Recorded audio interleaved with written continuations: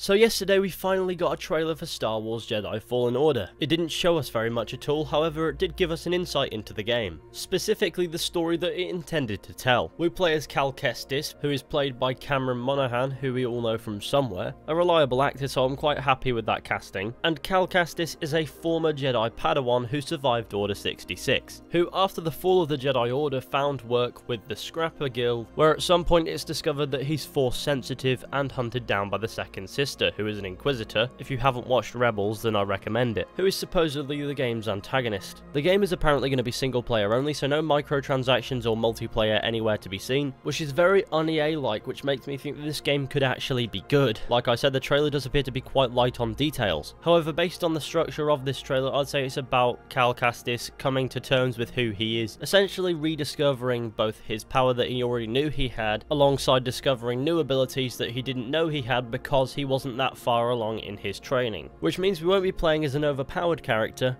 unlike someone we might know. And of course, Cal Kestis' main goal is to survive, which seems like an interesting premise for a game, both on a gameplay and story level. As in the trailer, Cal Kestis repeats the words, "Don't stand out, trust no one, and don't reach within." So I wonder if there'll be a gameplay feature in which the game will be harder for you if you choose to be more loud and proud about your abilities. We also don't see a lightsaber until the very last shot in the entire trailer, which makes me think that though it will be there to be used, the game will present other ways to deal with situations, which is just my theory, but playing as a Jedi in this sort of period would mean subtlety, or you're pretty much dead. So I do find myself wondering if the game will adjust to your playstyle a bit, making it harder for those who make it harder for themselves. People like me.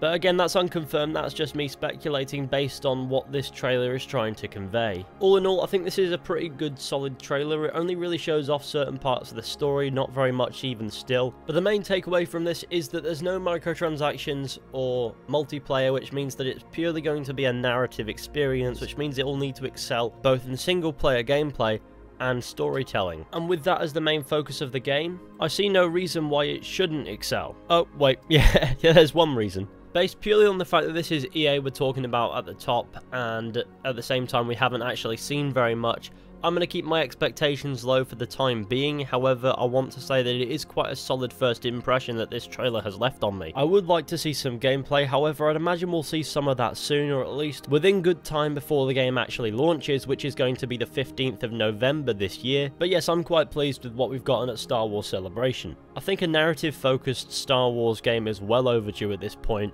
Ideally, at some point they'd do a narrative-focused, full-blown Star Wars RPG, however we aren't that far ahead and we'll take this if we can get it. And with the game being developed by Respawn, the studio that developed Titanfall, Apex Legends and so on and so forth, I guess you could say they have a track record for making successful games. So if that upholds with this, then we could be in for something decent.